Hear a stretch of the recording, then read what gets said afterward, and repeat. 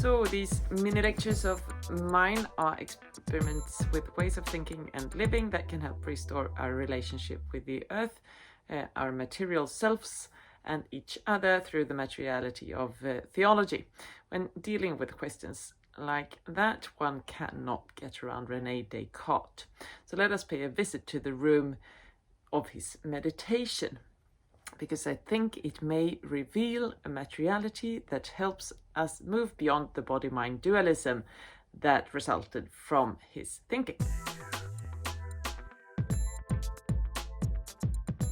It's 1629. René Descartes has made himself comfortable in a little castle in northern Holland.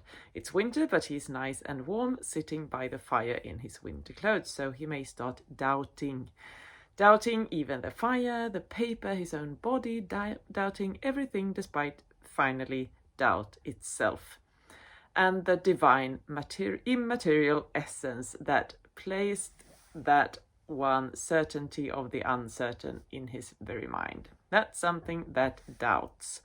Cogito ergo sum. He doubts himself away from the illusionary certainty of the senses to the certainty of the immaterial mind.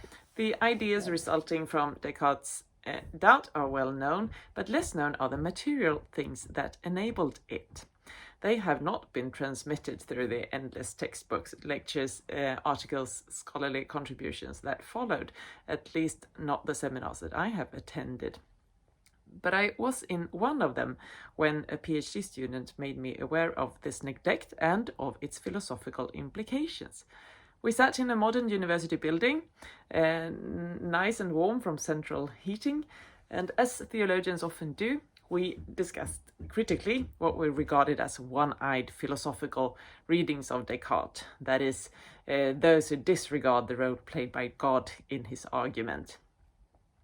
It is not just the thinking subject, he asserts, we said, but also the ground for that one immaterial ability to doubt, namely the divine.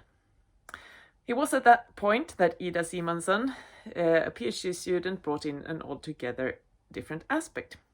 She humbly suggested, as is PhD custom in the hierarchy of academic life, that perhaps those two abstractions, God and the subject, are not much more than two sides of one coin. I mean, someone must have lit the fire where he sat, she said.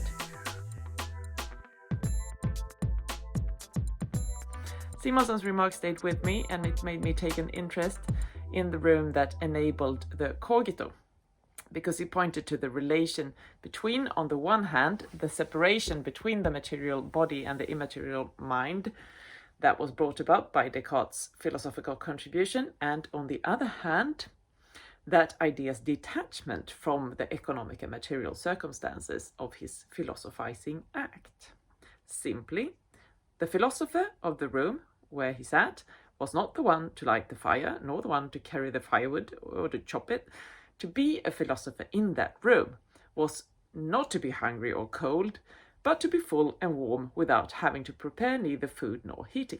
In other words, the very material circumstances around him already stated that the very act of philosophy was not about being dependent upon the material, but was, on the contrary, dependent upon the freedom from material lack, needs, social desires, and so on. In the most concrete sense, it was all there in the room. The prepared room for his study carried in itself the conclusion at which he was to arrive, namely that the philosophical agent, the thinking self, is an immaterial presence in a material room from which he is detached by, well, ignorance, and may we call it alienation. So let's not stop doubting and meditating, but let's do so while carrying some wood together with other people as the bodily and social creatures we are, and we may come to different conclusions.